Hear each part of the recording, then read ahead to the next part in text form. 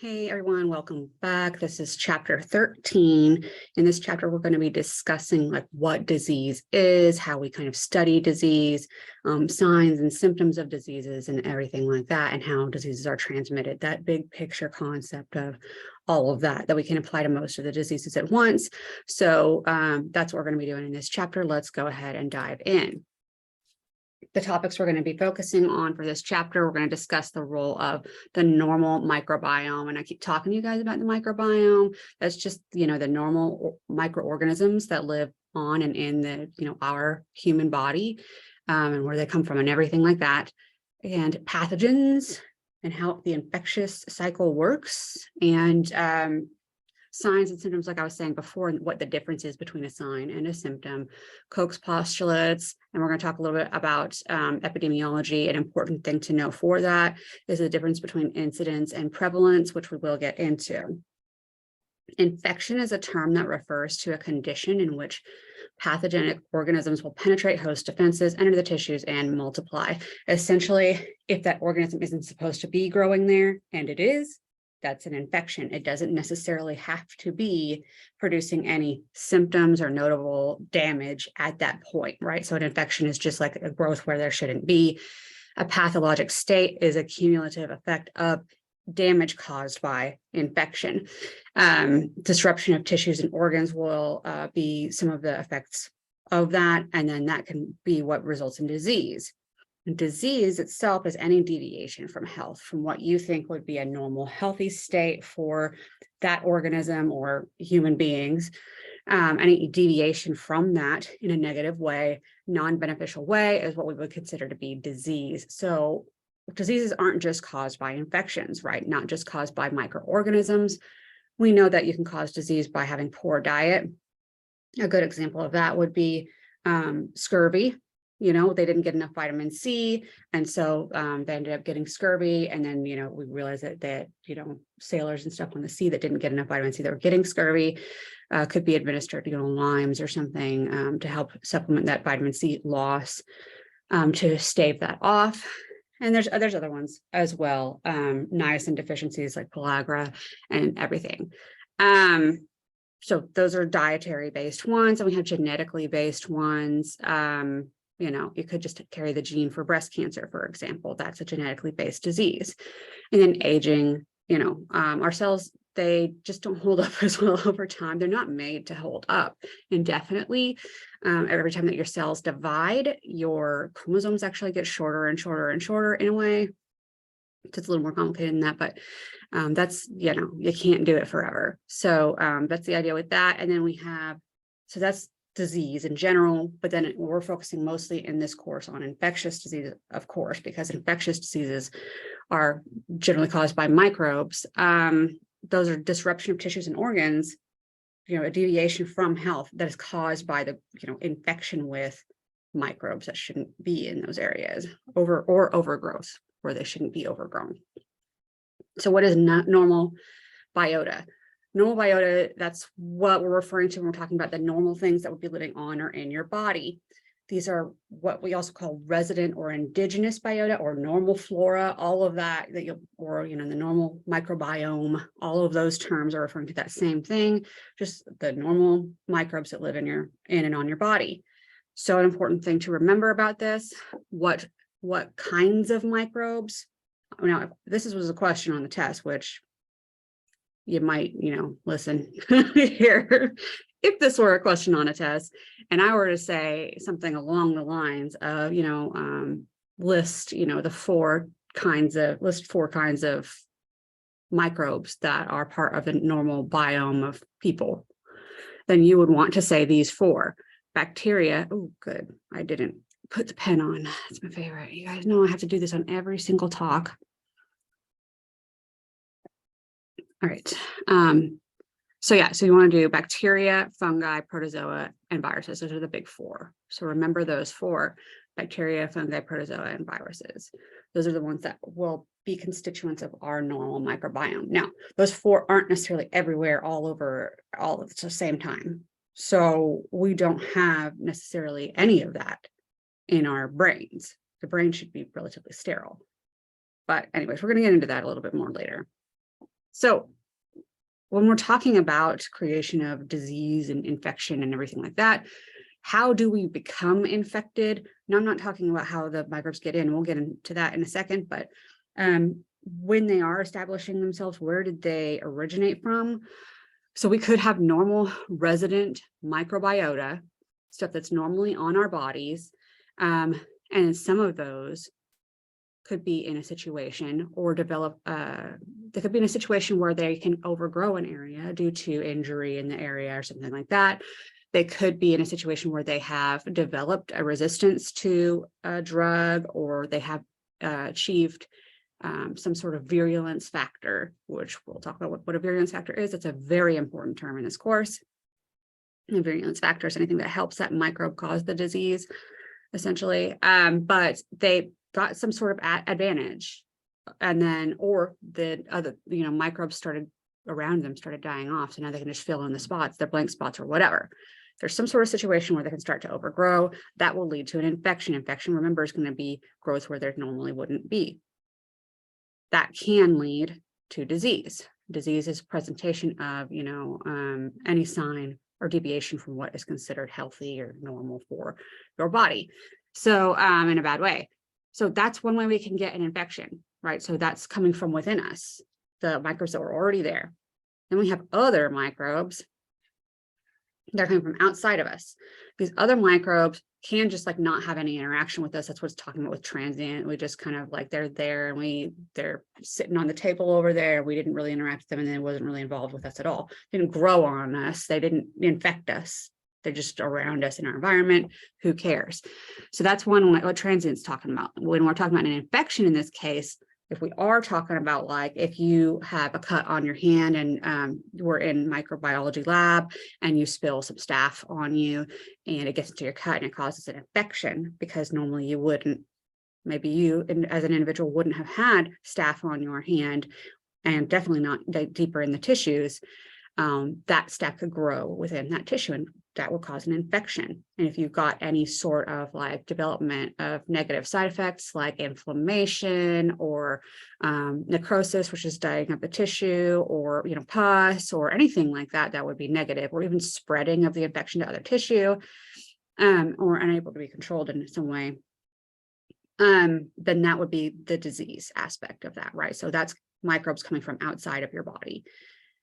This can, of course, we know, we've been around the earth long enough. We know that that can lead to death if you have unchecked infection causing serious enough disease and damage to your organs.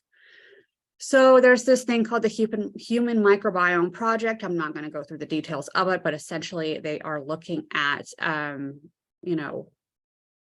all the microbes and where they could live on our body and what they could be and what the most common ones are and where, and relating that maybe that these types of people that live in this area of the world are more likely to have this kind of bacteria in their gut versus, you get the idea. So that's what that project is. Where does it come from though? Because when your cells are dividing in the womb and everything like that, we're going to get into the specifics of all of that, but those cells individually aren't coated with microbes necessarily or anything. So where is it all coming from, and why is this working, and how is this working, and are we having microbes all over us or all within us? Do all of our organs have this and everything like that? Okay, so we know, or at least we should know, I'm hoping that you guys are aware of the fact that you have bacteria all over your skin and your mucous membranes. That's like your mouth and your genitalia and everything like that. So you should be aware of that, I hope.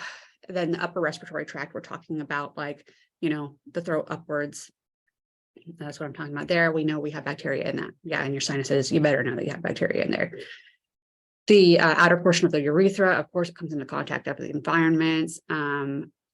External genitalia, the vagina, all of that stuff we're aware of. There's a lot of contact with other sources going on there. So it's not surprising that there would be bacterial transfer going on there. And the ear canal and the external eye, like the lids and the outside of everything, not within it, right? So some areas of the body are now being considered to have certain kinds of microbiota associated with them, where previously we wouldn't have thought. we either found the microbes recently or their DNA, and it's becoming clear to us that there probably is. So really the big one here that they're talking about here is breast milk. We found out that there are quite a lot of bacteria in breast milk, and they're very, very important in development. So that's a big one there. And then the lungs, we know, lower respiratory tract. And then we're starting also to think the amniotic fluid and the fetus itself might be getting microbiome associated with those areas as well. We have seen a little bit of evidence that there may be occasionally biota associated with the brain or the bloodstream, but that's very uncommon. So typically what I want you guys to know about this, don't worry about any of that part of it. There might be in some small cases, that's not going to be on your test. What I would ask about you is which one is going to be, most likely to not have any, that would be most likely to be sterile. That's the brain and the bloodstream. Additionally, deep internal organs like your liver and your pancreas and whatever, those organs themselves are generally sterile as well, unless they are in contact with the, inside of the colon or something, and bacteria gets transferred that way. Like, inside of stomachs and the intestines and everything, those have bacteria, obviously, but you get the idea. This is being ornery today. So what is the point of this? Do they just live there because what is the point of it? So there's benefits to normal microbiota, of course. This is a thing that we would consider to be mutualism. If you remember, mutualism is a term from before. That is a type of symbiosis where both partners are benefiting. So the microbes are getting food and shelter, and then they are breaking down things for us so we can absorb them better, nutrients that we can't do on our own normally, as well as protecting us from, outside invaders. And that's what the term of microbial antagonism is referring to. So those good microbes, the normal microbes, are blanketing an area or filling in all of the chairs in a stadium so that the bad guys can't come and sit down and make home where they shouldn't be. So that's the idea there. They can also produce, toxins or whatever to fight off nearby bacteria as well. So that's a real thing. And an interesting thing, the one up here at the top that I kind of glazed over, but we will get into a little bit more. Your normal microbiome can actually influence the development of your organs themselves because of how your body is going to be relating and I don't want to say communicating with the microbes, because I don't want to mean that quite literally, but the microbes are affecting the environment, and that has an effect on the development of the organs. So that's an important thing as well.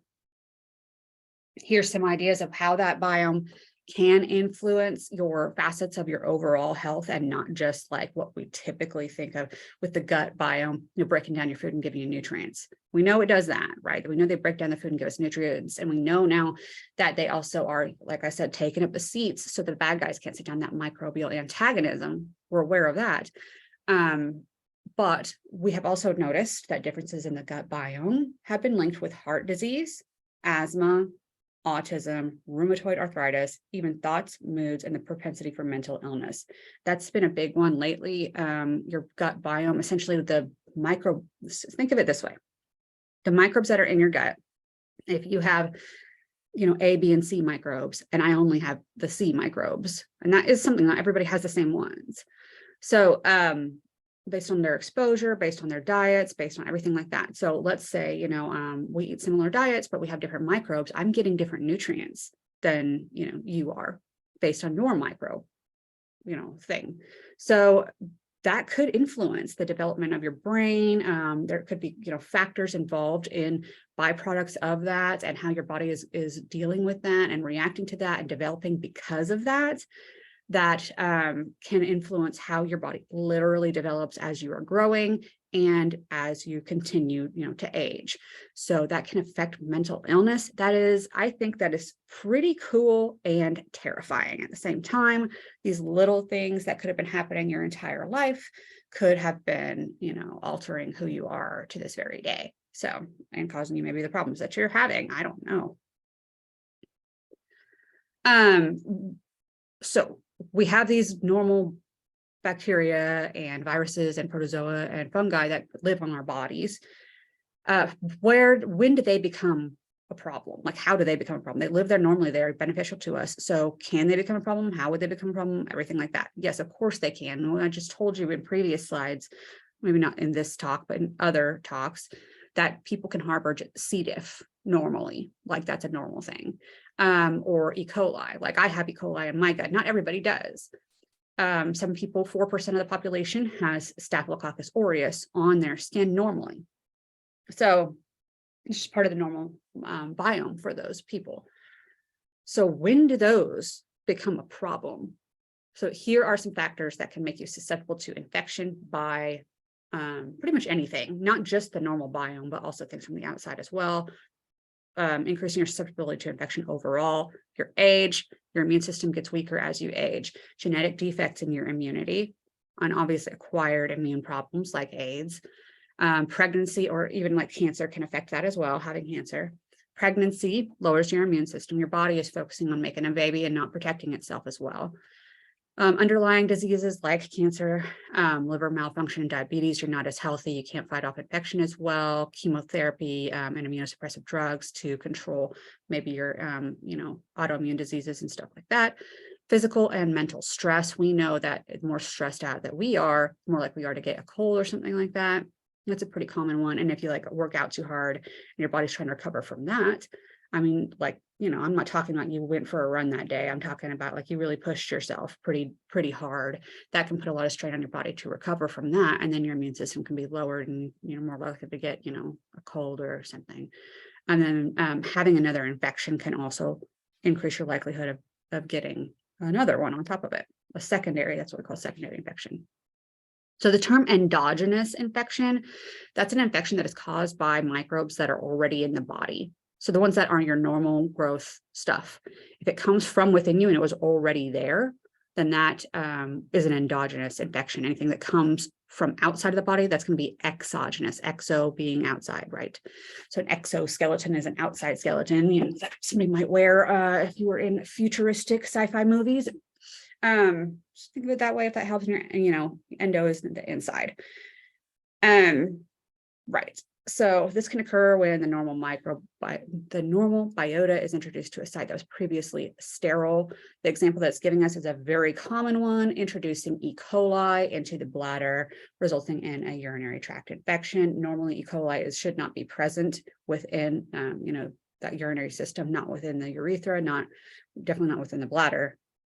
And it gets introduced there, by transfer from, the other exit port of your body. We don't need to get into it too much, but like that's why they tell girls to wipe from the front to the back instead of the back to the front, because you have shorter urethras than men do, and there's a lot of unfortunate likelihood of transmitting any bacteria from your anal region up into your more sensitive, like your urethra and everything like that. So there's more of a risk for that for women. That's why women get UTIs a little bit more commonly than men. That's true. So that's a good example. What we're all pretty familiar with, I think. So how do babies that should be, like I was saying earlier, growing from fresh new cells, get populated with their bacteria environment, their normal biome? So this is showing us examples of different ways that you could get different exposures to different germs.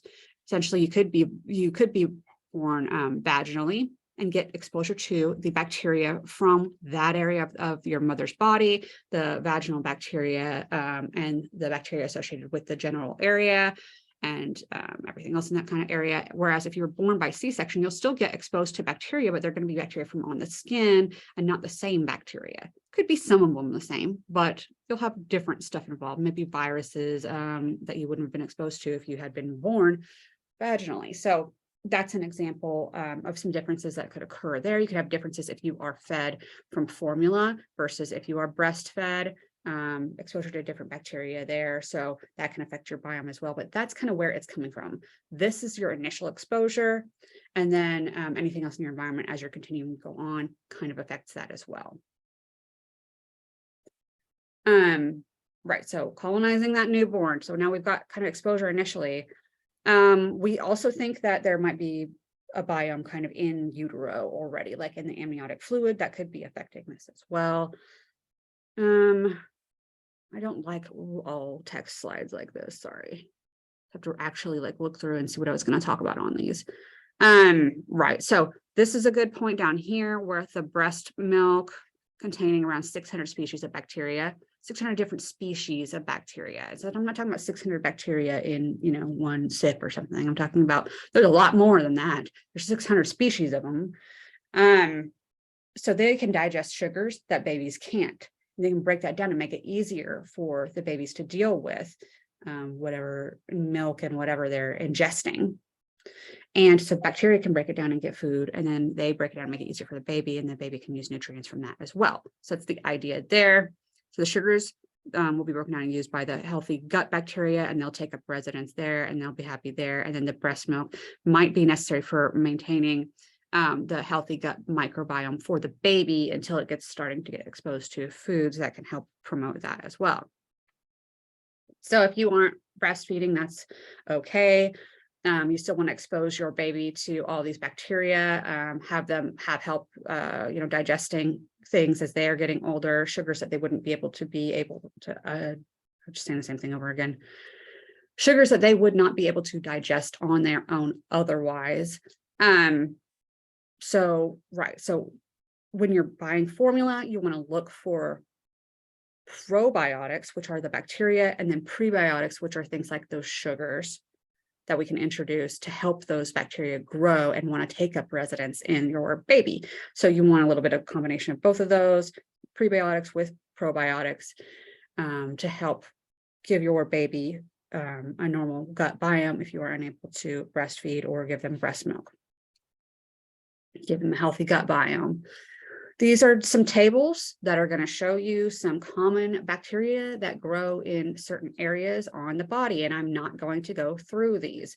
If you are interested in looking through these yourself, obviously some of the remarks over here on the far right side, on this side over here, can be a little bit interesting. Things like 4% of people carry Staph aureus on their skin.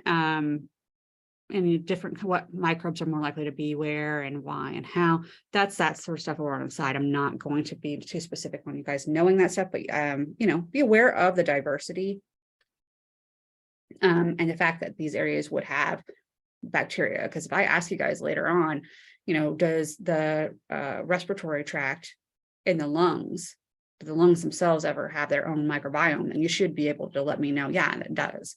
So yeah, you get it. So the human microbiota, this is what it includes. These are those big four that I want you guys to be aware of if I ask you guys to list them.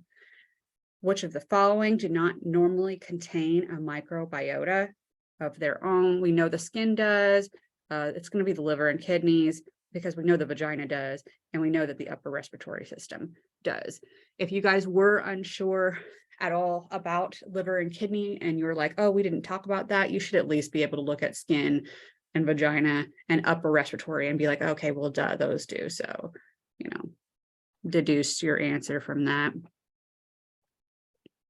Okay, pathogen. We've talked about what the pathogen is before, but just to summarize and reprise that whole concept again, a pathogen is a microbe whose relationship with the host is parasitic. So the microbe is benefiting and getting stuff from the host, whereas the host is being damaged or harmed in some way. And that usually results in infection, which is the overgrowth where it shouldn't be, and disease, which is presentation of a deviation from what you consider to be normal or healthy. So pathogenicity is when we take those pathogens that do those things and we refer to pathogenicity, we're talking about the organism's potential to do those things, to cause infection or disease. True pathogens are pathogens that's what they do. They are pathogens. They're normally pathogens in normal, healthy immune systems, like COVID or, rabies or something like that. Like they're pathogens to us, to everybody. Opportunistic pathogens are things that are going to cause disease when your defenses are compromised and when they become established in an area that's not natural to them. I have E. coli in my gut, and if I get a UTI from E. coli, that was an opportunistic pathogen. It grew where it wasn't supposed to be. It wasn't supposed to be in the UTI or the urinary tract area. You get the idea. It came from within me, and it was fine, and it was healthy and was happy until it got moved where it shouldn't be. With decreasing the host defenses, they're saying the host defense is being compromised. If you get sick with something else and something in your body can overgrow because of your body is not being, monitoring or whatever like that, or being exposed to, I would say it doesn't even have to be endogenous stuff, being exposed to things in your environment that you normally wouldn't get infected from, like staph, normal Staphylococcus aureus, touching surfaces that people who have staph have touched all the time. Normally that's not going to cause you an infection. But when your defenses are compromised, so part of your defense is having a normal intact skin. So if you have a cut or some sort of abrasion or anything like that to allow bacteria to get in, that's a host defense being compromised. So the bacteria can get in that way, and then you can get an infection. So normally it doesn't cause an infection until you open it up and give it a way in. That was weird. If I skipped a slide on some of the other ones, I apologize. I'll just use the keys from now on and not this button. Virulence. These are important terms here. Virulence is a term that refers to the severity of a disease caused by a microorganism. So how bad it is, how bad the disease is.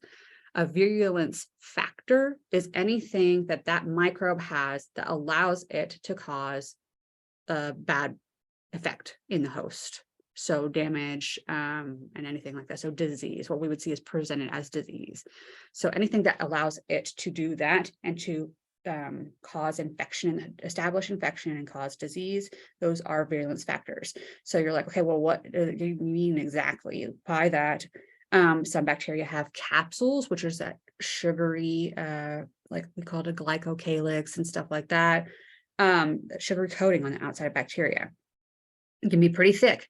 It makes it hard for the immune system to attack the bacteria. It makes it hard for the immune cells to eat up and get rid of the bacteria. So a capsule is a virulence factor because it's making it easier for those bacteria to get in there, establish infection, and cause disease and problems in your body. That's just one example. There's quite a few. Producing toxins and stuff like that counts as well. Anything that makes you have a disease.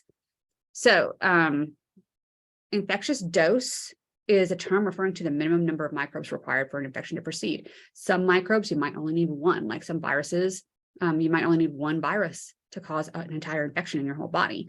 Other ones, you need to be exposed to quite a few more in order to cause an infection. So that's something important. And we'll talk about that a little bit later in a little bit more detail as we get into the individual diseases in Unit 4.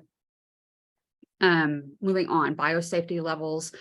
Normal everyday life, like in my office right here, we are in BSL 0. It's just normal everyday life.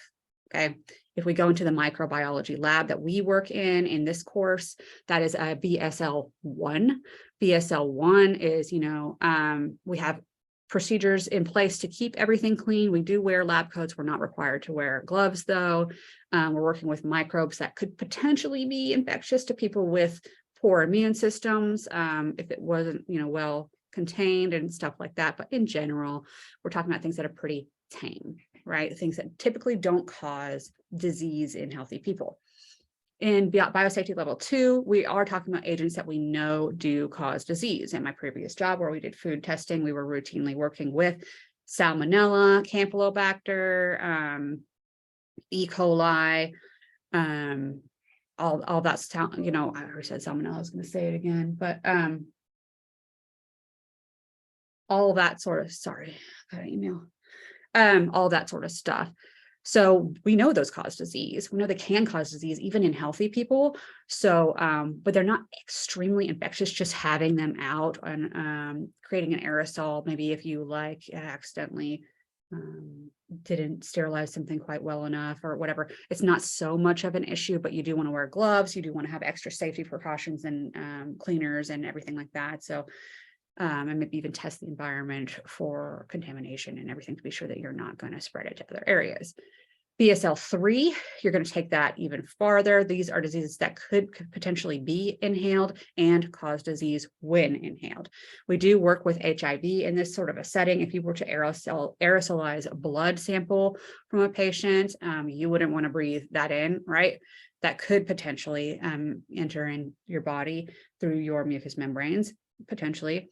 So we work with those typically under hoods that have we call them like laminar flow hoods. They're going to be causing air to flow to create a protective barrier so that you can work with it behind a shield. There'll be glass, and you work with your hands underneath and the air is flowing and it keeps the microbes from coming out at you and everything like that. You also might wear sometimes a little positive pressure hood, which would be, you have a little backpack that pumps air through the hood and pushes air out, but it wouldn't be a whole suit. Disposable, coats and disposable booties and things like that, so it doesn't get transmitted outside. And you typically have a transition area. So you go in through one door, you put on all your safety equipment, and you go into the thing, you come out of the thing, you take off all your safety equipment and change back into your normal clothes, and then go back out. Sometimes it's not that involved, but there is typically an environment like that. BSL-4 is the type of environment where there is absolute extreme danger involved. These are highly virulent microbes, things like Ebola, things like, Lassa fever. A lot of the viruses is really what I'm thinking of more than anything. We might talk about if you're working with anthrax or whatever. Stuff like this, like it's stuff that we know is deadly stuff that you definitely don't want it getting out of that contained area. We do want to study them so that we can understand how they work. So that helps us defend ourselves a little bit better or develop defenses a little bit better. And, people studying for the sake of studying and understanding as well is not a bad idea necessarily. Anyways, and then changes in viruses and how that affects the virus and everything like that. So you do want to study these things, but in this case, we would be wearing positive pressure suits. So you usually hook up to hoses that are in the room that you're working in that pump air into the actual suit, and it's all contained and sealed. And it creates that positive pressure in there so that if you do rip it open, it pushes air out. And so the microbes can't get in from the air. Then you would want to, go take care of your rip and go change and everything like that. They usually will put on those suits, go through a chemical shower to get in, go in and work and hook into their air thing, and then go in and work in the lab and do what they need to do.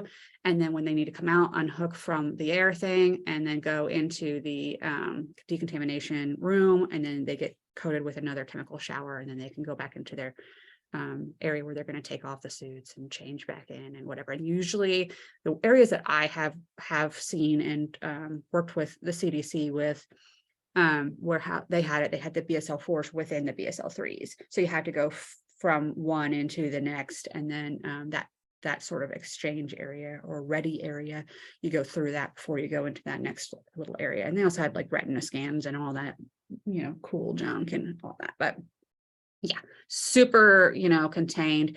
They had it set up, the CDC had it set up where they could decontaminate the entire room. So they would just, switch from room to room. They had like 4 suites they could work in.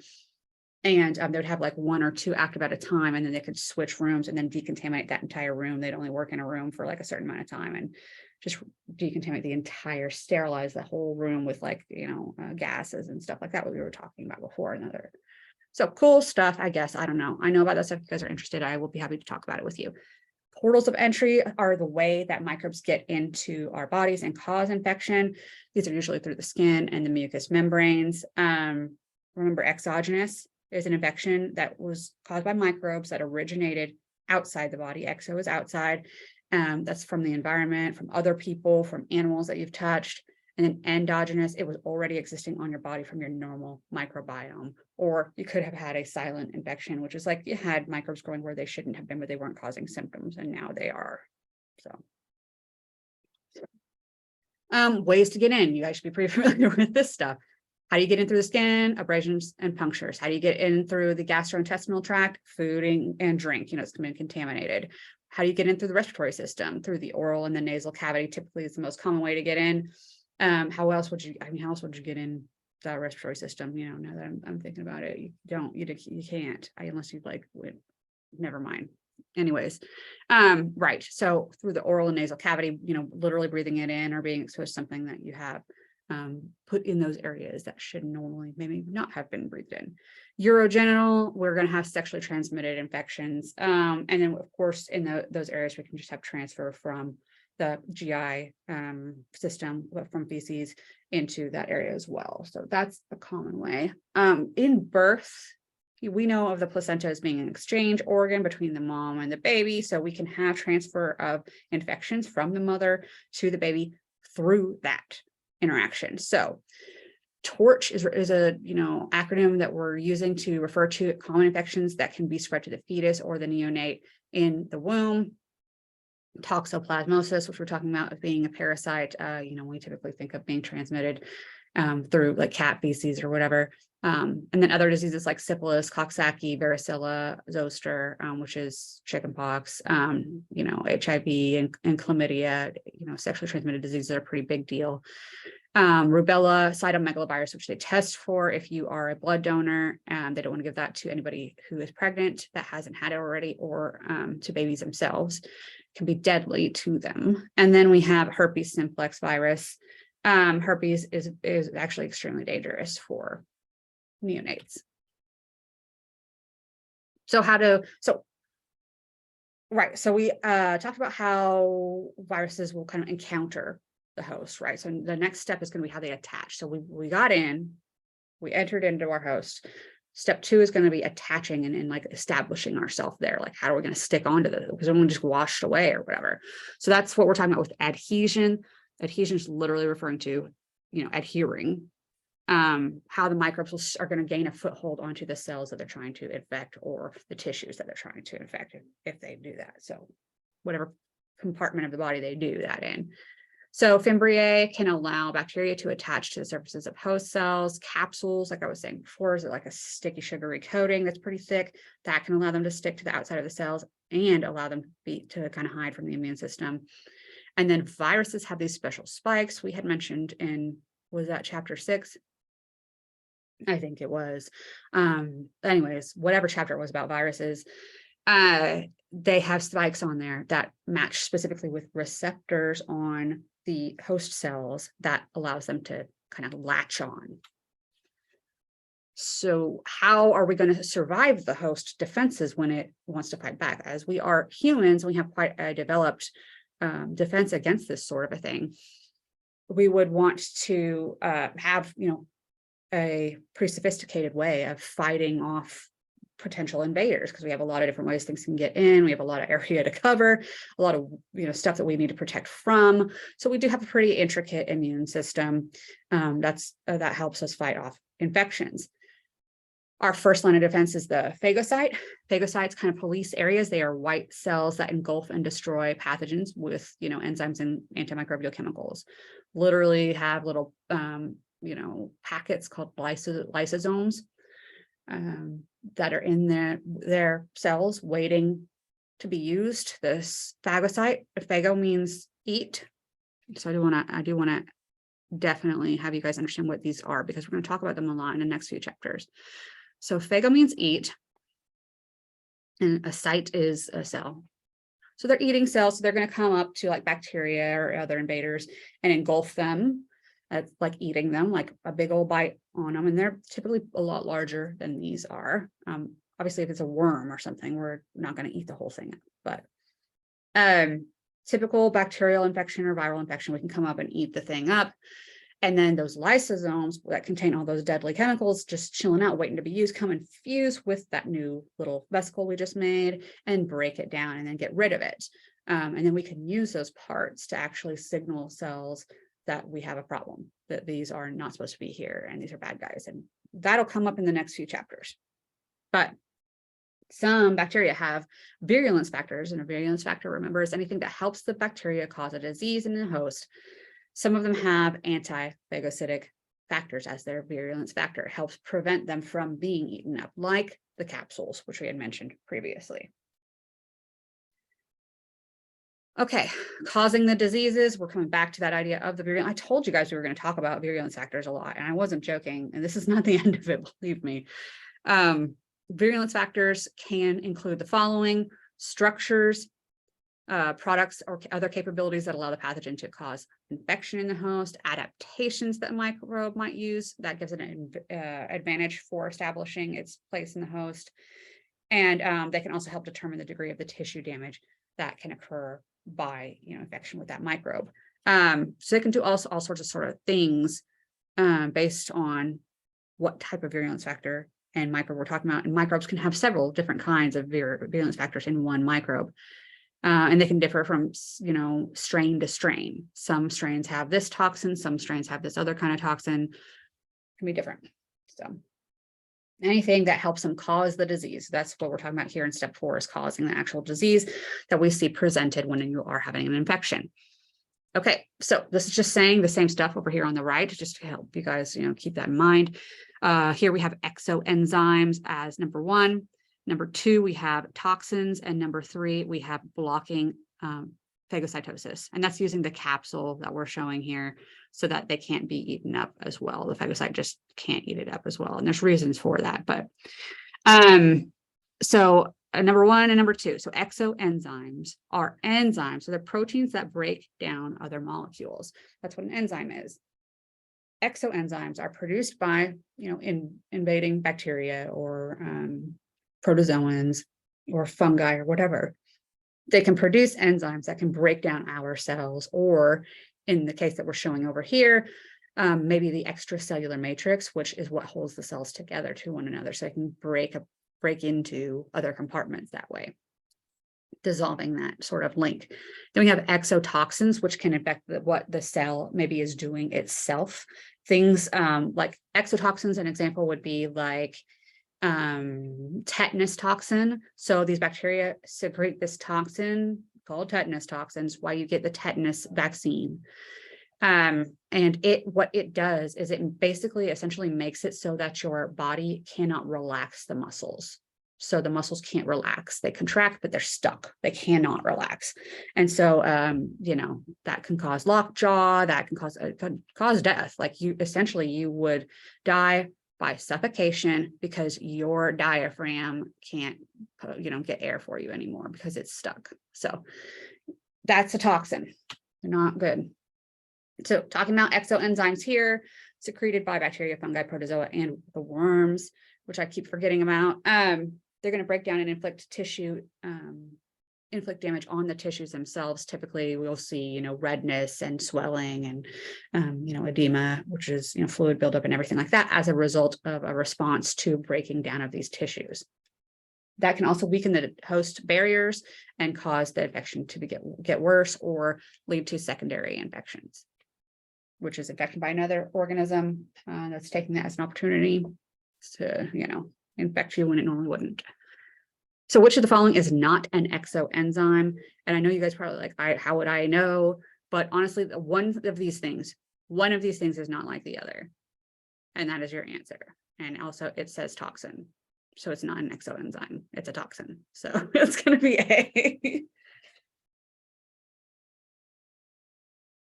So toxins, moving on to toxins. These do cause quite a bit of cellular damage. They can cause death of the cell itself. They're poisonous to a wide variety of organisms typically. So exotoxins are secreted by the living bacterial cell out to the outside of the cell. That's what exo means. Endotoxins, however, are toxins that are part of the invading cells themselves. So if it's an endotoxin and it is part of an invading cell itself, generally, I'm going to say, go ahead and pay attention to this bottom part down here. Be aware of this. It will come up again and again and again. Endotoxin. So we had talked previously about endospores, and I keep coming back to it because you do need to know it. The endospore, when you hear endospore, you should automatically be thinking Bacillus and Clostridium. Those two. Endotoxins, when you hear that, you should be thinking gram-negative. Endotoxin, that's gram-negative. Every time, only that, nothing else. Okay, this is comparing effects and characteristics of endotoxins, which are part of gram-negative cells, and exotoxins, which are secreted, toxins that are secreted by whatever these microorganisms are.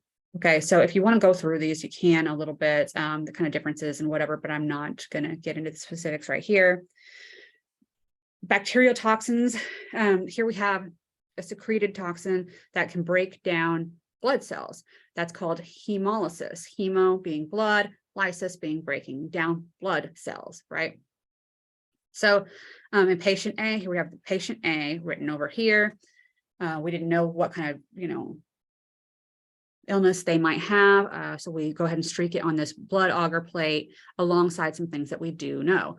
We know that enterococcus, which is a common thing to cause disease, we'll spread it on that. We'll spread strep, whatever this is. I can't read it, but it doesn't matter. That other strep.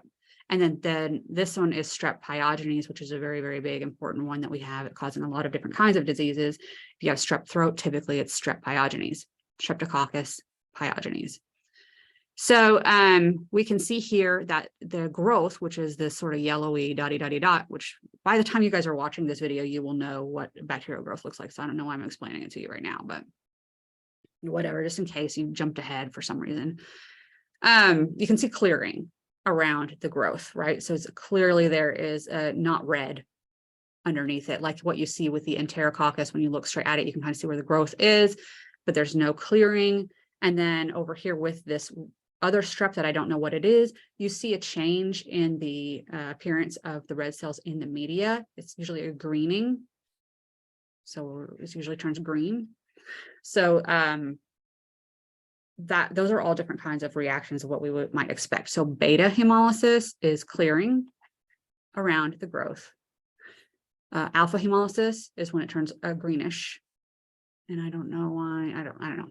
Let's not get into the argument of why alpha is what and beta is what and gamma is what, but we call this gamma hemolysis when there is no hemolysis, because why wouldn't we call it hemolysis when there's no hemolysis? I don't know, but there's your terms.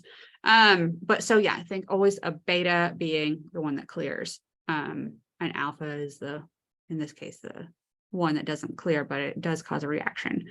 So based on this, we can see that patient A, who probably has Streptococcus pyogenes, is showing a beta hemolysis pattern. It's not only Streptococcus pyogenes that does this. I do want to be absolutely clear about that. Other organisms can cause beta hemolysis. This is just showing, a patient that probably had strep throats sample. Okay, causing an actual disease is not always caused by the microbe growing inside of you. I guess what I'm trying to say is, you having pain and you having swelling and you having a fever and you having all these things that suck about being sick, that's usually not caused by the microbes. Not themselves. Anyways, it's your body's response to the infection. Oftentimes this can be excessive and inappropriate. Your immune system is really going overboard trying to get rid of things. And that's where we get all of that pain and feeling tired and all of this as our body is trying to fight back as hard as it possibly can. So when we are talking about a disease that could be caused by microorganisms, obviously, if you have some infections, you fight off with very little symptoms or minor symptoms. And then other ones, when you get an infection, your body might be causing the symptoms, but they're way more severe than the other one, right? So pathogenicity, or the degree to which your disease that you have is awful, is not solely determined by the microorganisms themselves, but also how your body is responding to them. So it's a consequence of an interplay between both. All right, so we have different ways that infection can kind of grow within bodies. We have localized infections versus systemic infections. Localized would be like, I don't know. I feel like you guys should know these terms, but in one spot. Systemic throughout. Focal, typically what I would consider focal is like one system or one set of organs, okay? But it's contained, but it's not just one little spot. Mixed infection, we've got more than one thing involved causing symptoms, and then it could be several things involved. And then we have a primary infection that can lead to a secondary infection, and maybe that secondary infection is kind of what the problem is for you. So if we're talking about disease that's being caused in your body, you might have signs and you might have symptoms. And what are the differences between signs and symptoms? A sign is anything that you can measure, and a symptom is what your patient can tell you, but you can't measure. And a syndrome is a disease that is defined by a certain specific identifiable set of specific signs and symptoms. So you know it's associated with that syndrome. These are signs and symptoms. Examples. Sign. You can measure it. You can measure a fever. You can measure the degree of septicemia by growing up culture and looking at it. You can measure, same thing with the tissue fluids, chest sounds, actually listening to them as a doctor, skin eruptions, looking at the actual traits of those skin eruptions and everything, leukocytosis and leukopenia, and, whether your white cells are high or your white cells are low. All of this stuff you can actually see and palpate as a care provider. Symptoms, however, the patient has to tell you about it, right? So if they're having chills, can you measure that? Can you actually identify that? I mean, sometimes you can see them having a shiver, but I mean, you get what we're saying here. So these are subjective. Malaise, which is whenever you just feel like super, just like run down, your whole body just feels like it's just, it can't, and it couldn't. And that's kind of malaise. Fatigue is just being really tired. All these things are things that your patient kind of has to tell you about. Remember that nausea is a symptom and not a sign. Nausea itself, feeling sick, you can't measure it. Vomiting, you can. That's a different thing.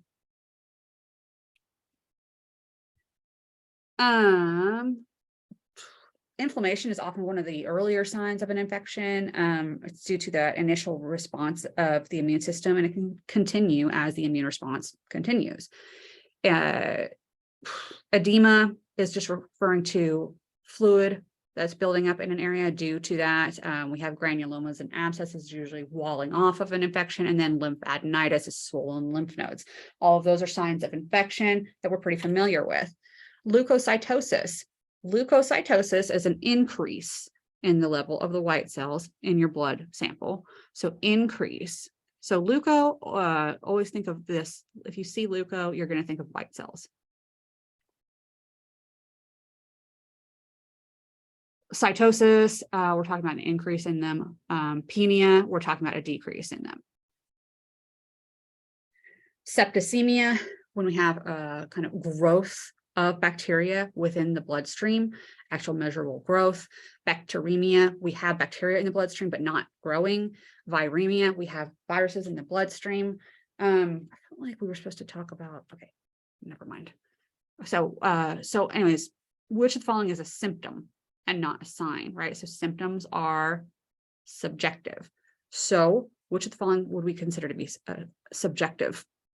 So elevated white blood cell count, we can measure that. So that's a sign. Fever, we can measure fevers. So that's a sign. Swollen lymph nodes, we can palpate. So that's a sign. And we just talked about how nausea is a symptom.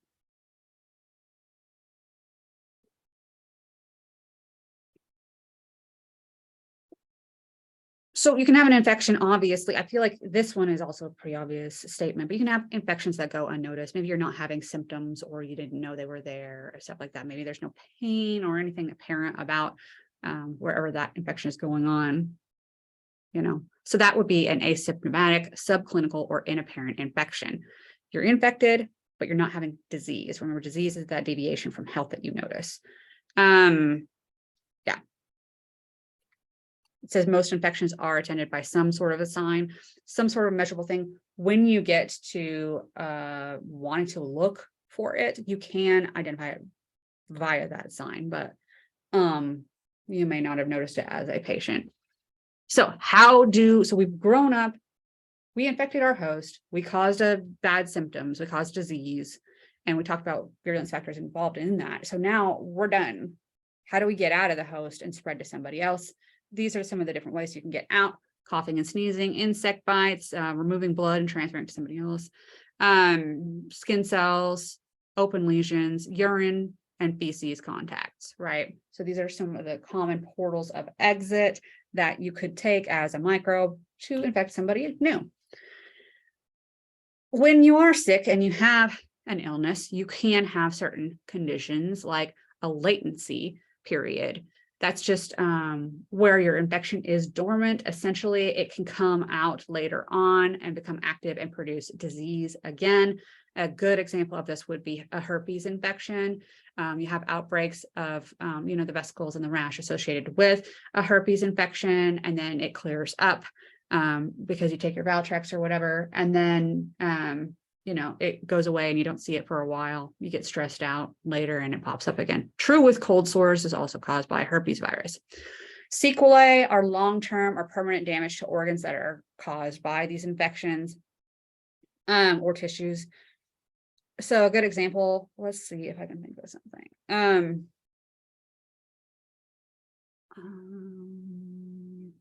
Okay, if you had smallpox, I mean, there's other examples, but this one just came, I just can't stop thinking of this one. For some reason, it's creating a wall in my brain. Smallpox, you get smallpox, you get those sores all over your body. If you survived it, now you've got scars all over your body. That's sequelae, okay? You can also have issues associated with it that can continue to cause disease that aren't infection related. Things like cirrhosis of the liver can cause problems in your health, but may no longer have hepatitis C or whatever it was. Okay, so this is just breaking down that whole process in terms of exposure to the microbe and when we're seeing symptoms and kind of the severity of them. We have our initial exposure. Then we have our incubation period where it's going to be growing up, getting ready to divide, and your body hasn't started really reacting. We haven't really seen any reaction to it yet. We're just getting started. We're just getting our foothold as an organism.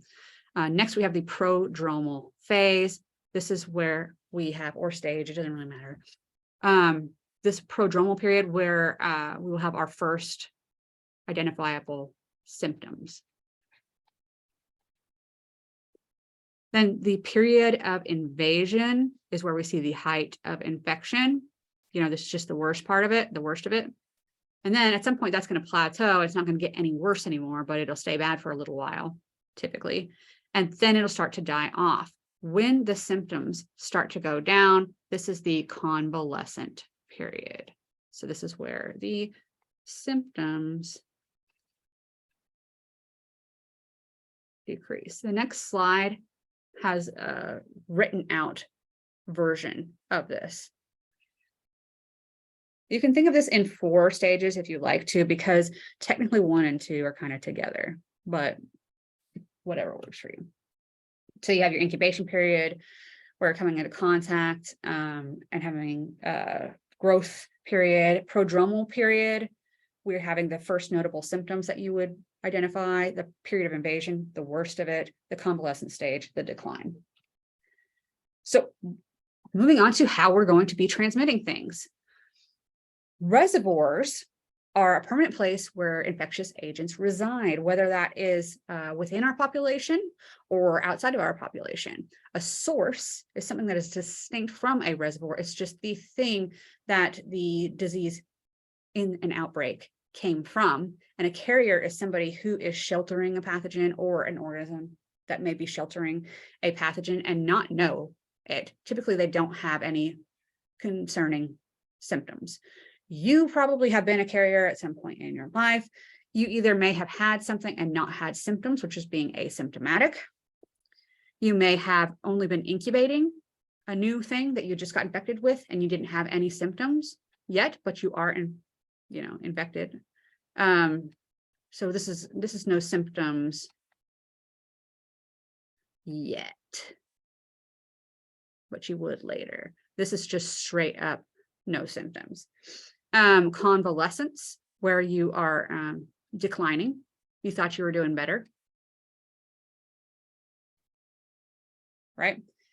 We do this a lot. I feel like the convalescent stage is the most common, especially in American culture. You had a cold, you're not feeling well, or you had the flu, you're not feeling well, or you had COVID, you're not feeling well. Now we're starting to feel a little better and we go out, but we're not actually over the illness. We haven't actually cleared it out of our body. We still are contagious. That's being a carrier during that convalescence. Okay, chronic is like long-term infections, people who are carrying it for a long, long time. Often that can be the case with like tuberculosis and stuff like that, carrying it that way, or like passive transmission, where like you didn't realize that you were transmitting something at all. So It could be that simple. So reservoirs and sources. Okay, so if we're talking about biological vectors, we can have biological vectors that are actually infected. So these are our biological vectors. And then mechanical vectors. So these are, you're looking at this and you're like, those are alive, those are biology, that means life, right? So why are they not biological vectors? They aren't because they're not actually infected. So how are they transmitting the disease? This fly comes and it lays on, you know, this pile of poop here. Poop. And it gets poop on its little feet and it comes and it lands on your sandwich. And now you've got poop bacteria on your sandwich and you might not have even realized it. It takes just a few seconds. It was a mechanical vector. It didn't actually get infected with those bacteria though. A zoonosis is an infection where it's ingrained and exists commonplace within an animal population, but it can be transmissible to humans. Humans typically are the dead end hosts. They can transmit from person to person, but it's not going to persist in the human population. That's what we mean by dead end host. The microbe can't persist permanently within the population. It has to be reintroduced through zoonosis once it's been cleared out. Spread of disease is promoted by close association between humans and animals, and people in animal-oriented professions are more at risk. We understand a lot of these because a lot of these are pretty common to us nowadays. We understand about influenza being a zoonosis. We know it comes from, you know, the swine flu from pigs, bird flu from birds, and everything like that. So we know that those come from other animals. And we do spread them from people to people, but they're not necessarily maintained permanently in our population. New strains are introduced from outside as zoonoses. We know of the plague existing outside of the population, and you know, we heard about rats, or we have prairie dogs as well, and being transmitted by fleas as a result. So anyways, if you want to look through these and see if you're interested, in looking through these and seeing some zoonoses, and maybe you find one that you didn't know about, I don't know. You get the idea. A communicable disease, when we're transferring diseases, we have communicable diseases where the host can transmit it to another host. A contagious disease is where it's highly communicable. So you can transmit it from host to host, but it's very easily spread, especially through direct contact. And then a non-communicable disease is any disease that doesn't arise through transmission of the infectious agent from host to host. So what's an example of a non-communicable disease? Well, if we were talking about non-microbial sources, that's an easy answer. Cancer is a non-communicable disease, right? You don't get it from somebody else. So stuff like that. An example of microbial related might be if you like trip, scrape your knee, you get an infection on your knee, on your skin, you know, that's not something that's really transmissible. I mean, not really, right? So it's non-communicable. So what are some of the patterns in how things are, you know, going to be communicated, or diseases are going to be spread from person to person? We have direct versus indirect. Indirect, oh God, I just do it all the time, don't I? You guys can't see it, I don't think, on your screen, but I just keep clicking on stuff with the pen. Indirect versus direct. So know those two. So direct example, you know, direct contact, like you would think of kissing and touching, sex, droplet transmission. If I cough like near you, and those droplets from me coughing or sneezing near you are contagious things that get you sick. And then we have parenteral.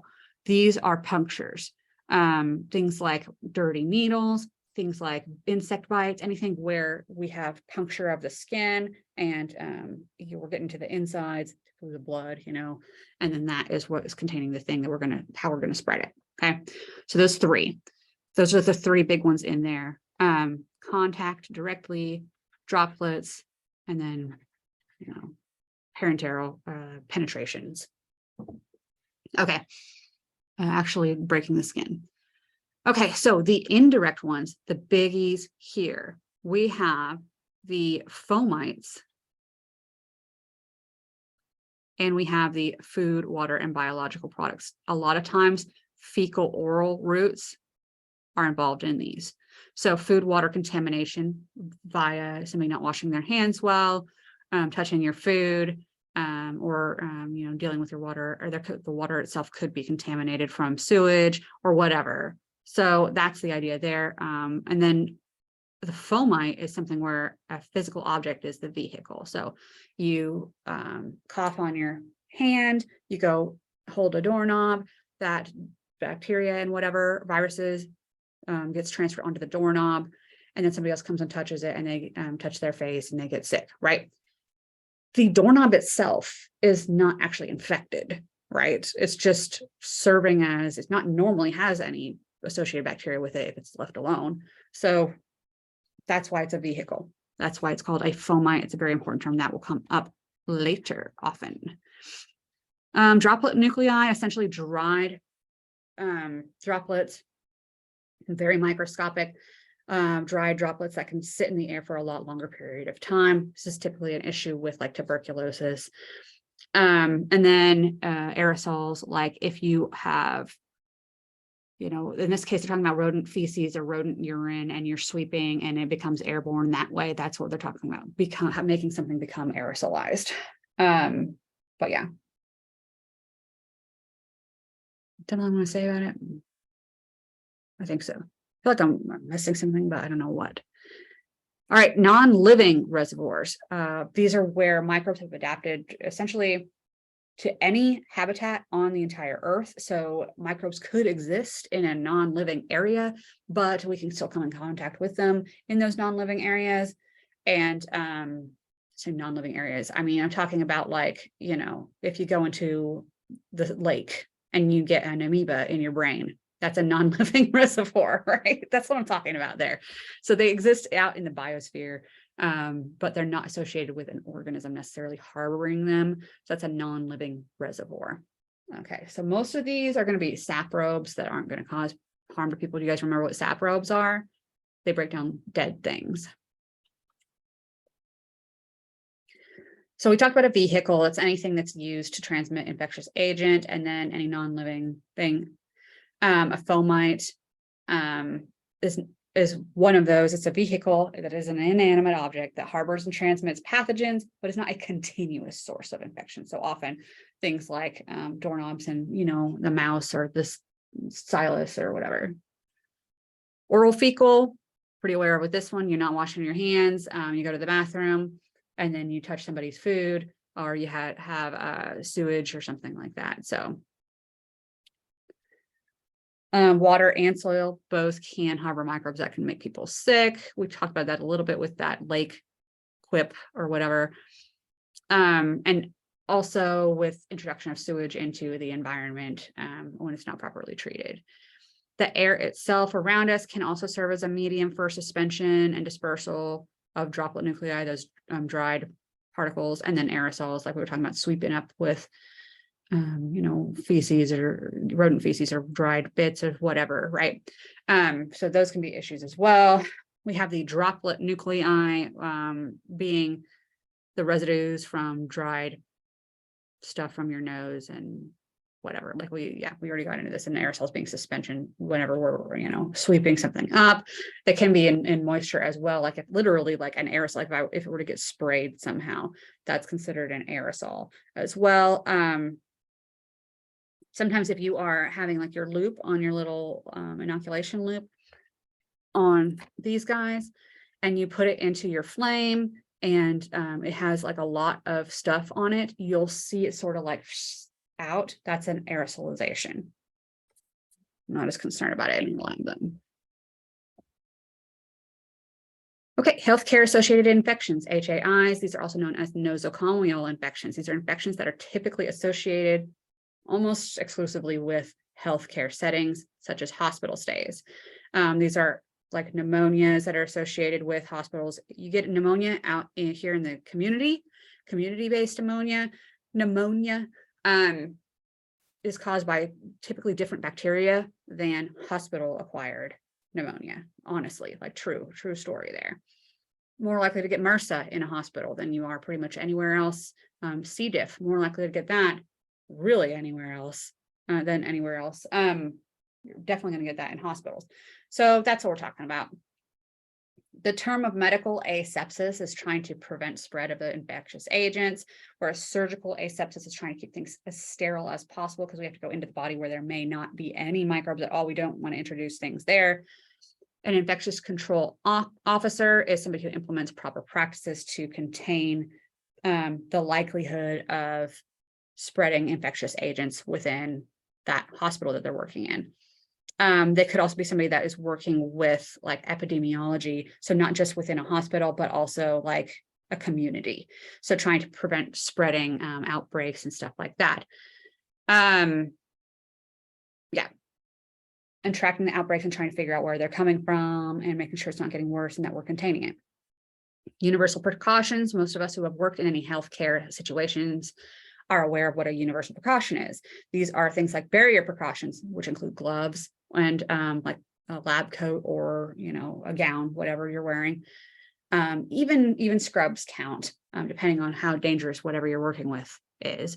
Needle stick precautions. You get trained on how to handle needles and putting them in sharps containers.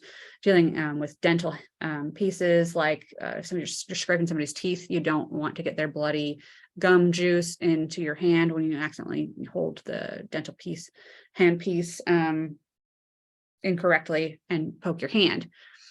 Decontaminating surfaces from anything that could be infectious. And then, yeah, people who are working with infectious stuff should refrain from, I guess, that's not what I'm trying to say. Right, so this one down here. Well, if you are working with infectious stuff, if you know that you're working with somebody that has MRSA infection or C. diff or something like that, you want to take extra precautions to be sure you're not going to transmit that to people who don't have that, right? You want to try to avoid, maybe if you're working with people who have those things, don't go to the ward where everybody has cancer and is on chemo. Yeah, so that sort of thing. Preventing that sort of stuff, putting things in place to control that. We also have the idea that if you have an infection yourself and you know you have an infection yourself, especially if you have open wounds that are themselves going to be susceptible to transferring to people who have open wounds as well, or being secondarily infected by people who are sick that you're working with. Either way, you want to refrain from handling patients if you have that sort of situation. So Robert Koch was somebody that verified germ theory and helped us come up with this concept of the etiological agent. The etiological agent is the thing that causes the disease. Okay. And etiology is dealing with, you know, where something came from. So he essentially used these concepts to determine the causative agent of anthrax. And his postulates are pretty important as far as determining causative diseases for things, etiological agents. We still use some of these thought processes today. So number one, we find evidence of a particular microbe in every case of a disease. Like we would use like tuberculosis as an example. Okay, we find evidence of bacteria in all tuberculosis cases. Okay, so we're starting to see that this is interesting. So this seems to be, when we look in the microscope, the thing that's causing things. Is it this? So you can even like take a swab from a patient and streak it on a plate, and if you get several things growing, separate it out and try to figure which one is the one causing that particular disease. So we're going to isolate it.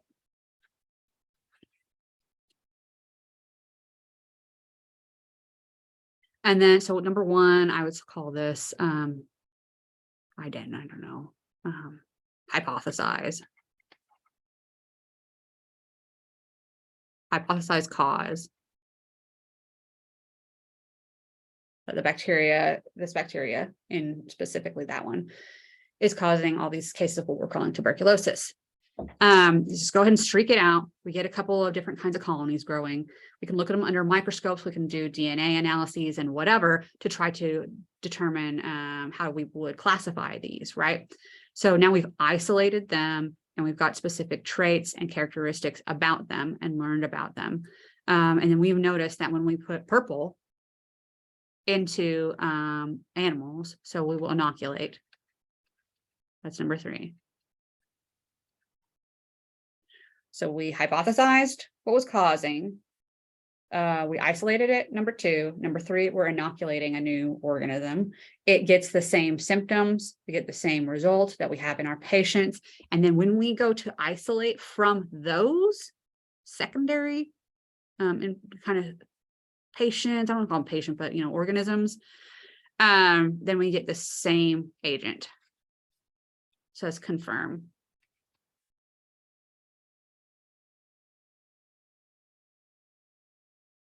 So that's his theory on how to figure out what's causing the thing. You have to, prove that the thing is causing the similar symptoms and that you can re-isolate it again. So epidemiology is a term referring to studying the effects of the diseases in the community and on the community. It involves studying frequency and distribution of disease and distribution of disease. Okay, yeah, I just typed it twice. Okay. It involves studying the frequency and distribution of disease and other health-related factors and defined populations.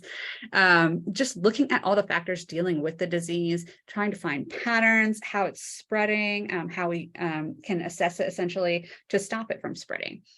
There are some diseases that we consider to be reportable. These are things that, our government or whoever might be interested in wanting to know frequencies of and the epidemiological information of. So these are notifiable diseases, things you can contact your like CDC or WHO or whatever. They keep statistics on these things. There are some diseases that you must report to authorities. And then like Ebola or anthrax if you're here in the United States. And then other diseases are voluntary for reporting. So these are some diseases. This is a 2012 table. Don't worry about that. These are just some examples of some diseases that are reportable in the United States, if you're interested. So the Centers for Disease Control and Prevention is the CDC here in the United States. They work for the United States. They are part of the U.S. Public Health Service, and they track infectious diseases in our country and ones that might affect us from other countries. They come out with the Morbidity and Mortality Weekly Report, which is a report about diseases. Essentially, mortality is referring to the death, obviously, and then new cases coming out is the morbidity rate. Yeah, they work with the WHO, World Health Organization. Prevalence, so these are some terms. Here we come back to this. I told you guys you might want to know the difference between prevalence and incidence. Prevalence is the total number of existing cases with respect to the entire population, whereas the incidence, so I don't want to underline total, is the number of new cases over a certain time period. Okay, so this is also known as a morbidity rate or case rate. Okay, so that's the difference. Prevalence is like the total number of all the cases of that disease for then, and then the incidence is dealing with new cases popping up over a certain time period. Mortality rate is dying due to that disease. Okay, so this is just some ways that you might look at epidemiological statistics. I'm not going to walk you through these charts, but that's just kind of how they break it down. So epidemics, an outbreak. An epidemic is like I want to say isolated. That's not the right term, but you have an outbreak of something that's concerning. A point source epidemic is where we have an epidemic in which the infectious agent came from a single known source. A common source epidemic is a result from an epidemic. Nope, that's not what I meant to say. A common source epidemic is going to be resulting from a common exposure to a single source of infection, but that can occur over a period of time. So I mean, over here on the right, it is kind of showing us, if you have a point source epidemic, there might be like a person that is sick that shows up, and then gets everybody else sick. It's a pretty easy one there. Common source epidemic, everybody is going into the same building, everybody's going to the same place. Often this is the same place type of a thing. You start noticing that people that are going into these buildings are often getting this illness associated with them. And so that was what was going on in the American Legion Convention. In the American Legion Convention, people were going to this building and these elderly gentlemen were getting sick, and they linked it to that building, and they call it sick building syndrome. Essentially, like the air conditioning units have been harboring a bacteria that is being spread throughout the air by the air conditioning system that made these gentlemen sick, and that's called Legionnaire's disease. Okay. Propagated epidemics result from infectious agents that are communicable from person to person and sustained over time in a population. So we're talking about things that exist for a while because they are being communicated. So that is the case with COVID, right? So it's being sustained in our populations because we keep spreading it and spreading it and spreading it and spreading it. That's a propagated epidemic. It's also a pandemic. A pandemic is just a term referring to any epidemic that has spread over several continents. In epidemiology, the index case is the first identifiable case of a disease that you can find. Endemic is a term that is referring to a disease that is relatively steady in a particular area, whereas sporadic is referring to disease where it's like irregular intervals. So endemic, I'm trying to think of a good example. I don't know, like the cold or whatever. Like if you get a cold, or often things like adenovirus or something like that. That's just kind of around a lot, and we see it pretty frequently. Yeah, so that's something that is endemic to them and maybe that area.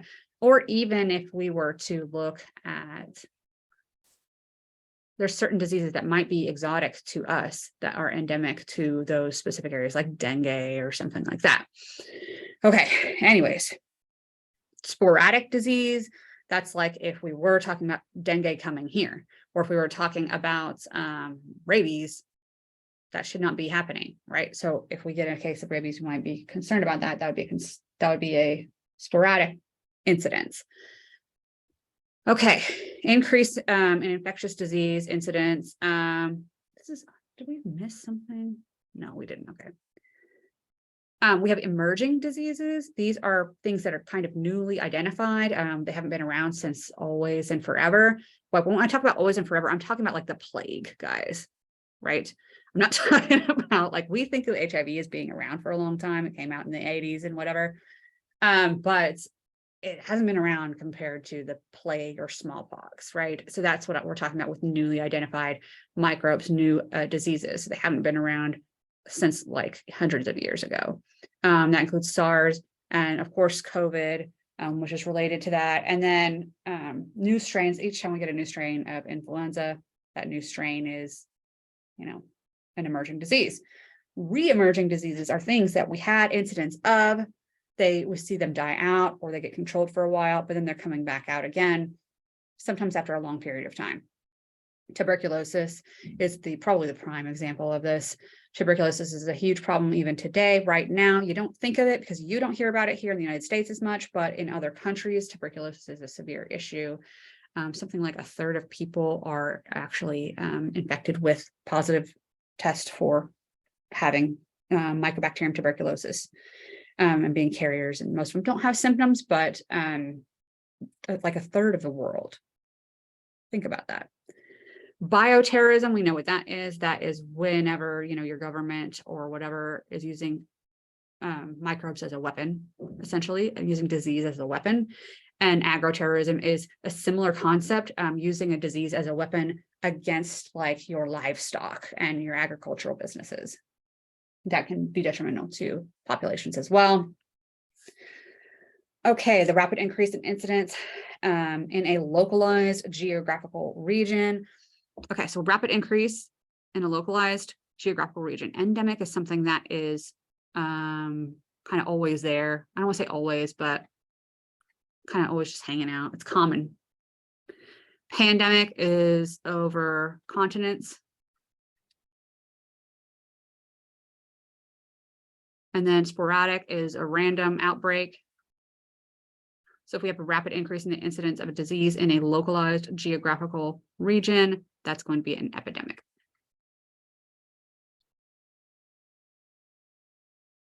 Okay, so that is it for chapter 13. Remember what we talked about. We talked about the microbiota of the body. We talked about biosafety levels, steps in infection. We went through all 5 of these steps down here, but we didn't like list them out in a list. This is the first time you're really seeing them as a list, but we did talk about how things get in. We talked about how they attach or adhere. Adhesion is what we called it. We talked about how they might resist the host, and so they can establish a good infection and cause. Disease, causing disease is number 4, and then number 5 is how they like portals of exit and that. So if you want to go back through and look at those 5 steps and be aware, I would be aware of those 5 steps and what they are and the order of them if I were you. Additionally, you might this is one of those things where you could set up like your little brain maps that I'm sure you guys never do. Make a category.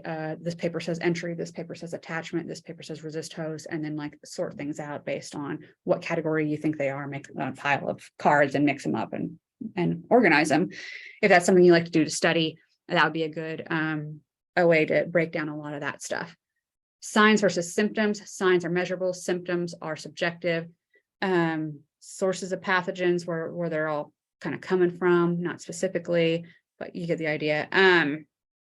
Koch's postulates on etiological agents, identifying etiological agents or causative agents, and then epidemiology. We talked about the difference between incidence and prevalence. Prevalence being kind of, how many people would have it, and incidence, how many people are newly infected with it. So that's the idea with that. I hope that was fun for you guys. Chapter 13, and I will see you whenever my clicking works again on this screen. I will see you guys on chapter 14.